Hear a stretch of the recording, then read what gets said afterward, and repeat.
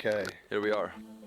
Today I want to tell you a story that I discovered by happenstance. It's a story about how pizza has touched politics, and it starts all the way back in the 1930s. Let's start with how I got here. A couple weeks ago, in a group text said that he was gonna hop on Xbox right after he finished eating his pizza, and it was Domino's. Another one of my friends was like, hey, do you know that the Domino's pizza tracker is fake? One of my friends, who I guess is a complete know-it-all, was like, yeah, it's just a timer. Duh. Everybody knows that, idiot. I was like, what? Hold up a sec.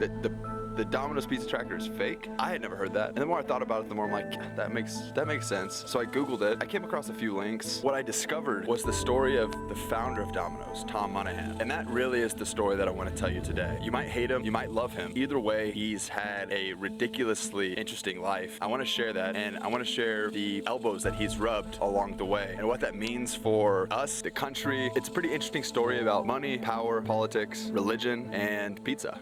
And so, yeah, that's what we're talking about today.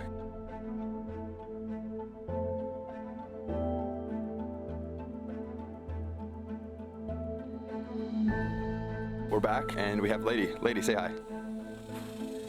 She's shy. So the story of Tom Monaghan starts in, I believe, 1937. I'm sitting here without my script. The story starts in 1937 when Tom is born. Tom is born to parents Francis and Anna, and he lives in Ann Arbor, Michigan. Before Tom was 5, tragedy struck the family.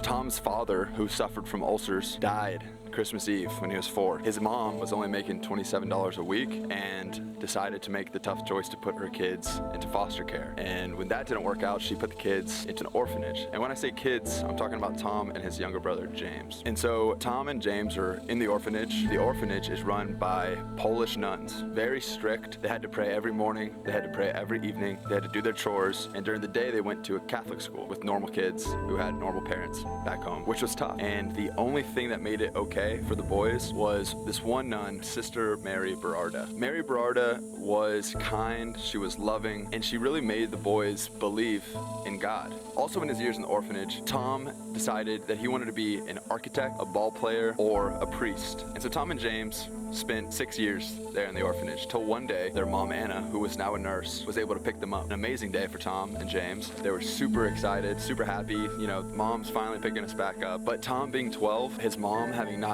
really been a mom for 6 years, they started to argue and things weren't peachy, things weren't great. And so Tom's mom made the choice to put the boys back into foster care. And when that foster care didn't work out again, she put Tom into a juvenile detention home. Luckily, his dad's sister comes and rescues him from this juvenile detention home, and he's able to finish out high school. He finished last in his class. But Tom was free, and now he wanted to go to school to study architecture. Just one problem, he needed some money.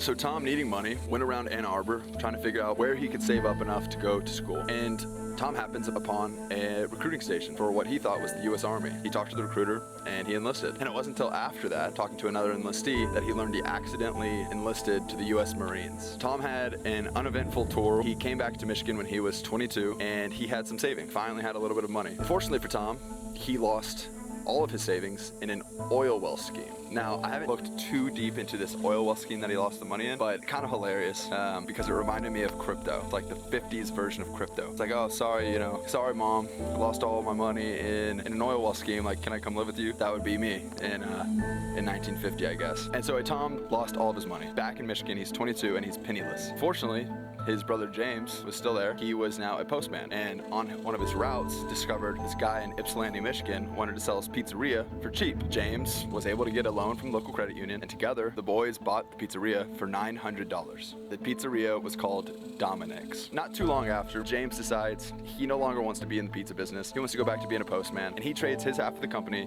for the Volkswagen that they were using to deliver pizzas. So Tom was now sole owner of Domino's Pizza, roughly, 22, 23 years old. Tom gives up going back to school and goes all in on the pizza business. Tom starts working 100-hour weeks. He's rumored to have never sat down on his shifts, always standing. It was a rule of his. So Tom started to grow the business. Pretty soon, he found himself wanting to expand. On one of his routes to a dorm, he met his wife. He claims that Domino's became the busiest pizzeria in the country. But Dominic, the original owner, wouldn't let him use the name. What do they come up with?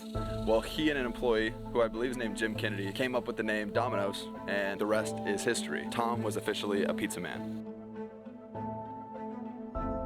Fast forward about 15, 20 years, Tom is now a CEO and very rich. He is very far from his days as an orphan or a penniless 22-year-old, and Tom had a lot of money. So much so that by 1983, he can buy the Detroit Tigers. The team was managed at the time by none other than George Sparky Anderson, one of the most winningest baseball managers of all time. If you're into baseball, you probably know him. He had been managing the team for 4 years. He had made a prediction, in 5 years, we will win the World Series with this team. So Tom bought the team. He signed Darrell Evans, who would go on to be the most underrated player in baseball history, and they won the World Series the very next year in 1984. Tom, being the big CEO that he is now, flew a helicopter into Tiger Stadium with hundreds of pizzas. When I hear that, I think about Logan Roy flying in on his helicopter, his whirly bird, and yeah, he served everyone pizza, and the event made Tom a celebrity. This would be the peak of Tom's fame in his life, because from here on, Tom was very focused on spreading the word of Catholicism. In 1989, he decided to step down as president and CEO and focus his efforts on that. He still owned Domino's outright, but during that same time, Tom decided to give $50,000 to an anti-abortion cause, sparking boycotts. This was the start of Tom using his money and power to affect change in our country. Let's fast forward 20 more years. 1998, the same year that Tom decides to sell Domino's to Bain Capital for $1 billion.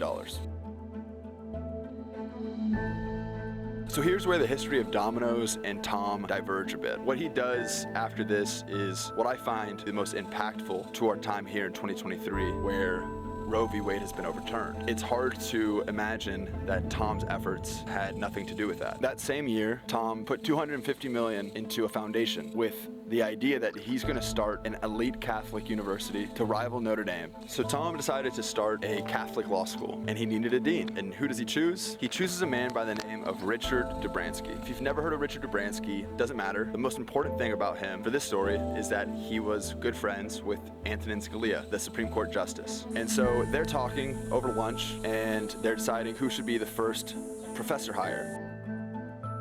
If you don't know who Robert Bork is, he's best known for three things. One, he's the founder of the originalist philosophy when it comes to the Constitution. It's the same philosophy that conservatives cite when they roll back progressive changes, things like Roe v. Wade. Two, he was nominated to the Supreme Court in 1987 by Ronald Reagan. He didn't make it in because of the third item on our list, his role in the Watergate scandal.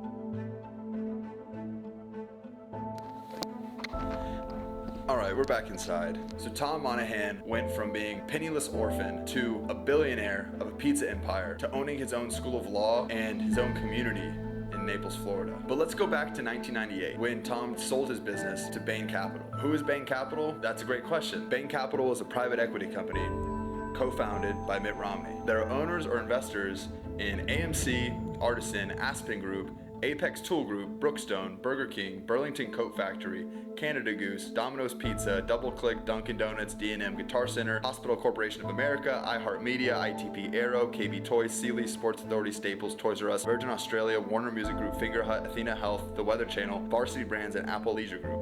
Point is, they own a lot of companies and they're a private equity company. You probably feel one way or the other towards private equity. I'll let you decide, but it was co-founded by Mitt Romney. They bought Domino's Pizza in 1998, and then he left the company in 1999 to start his political career, where in 2008, he was defeated. He lost the Republican nomination to John McCain. Also in 2008, Domino's released a new piece of software, revolutionary to the industry.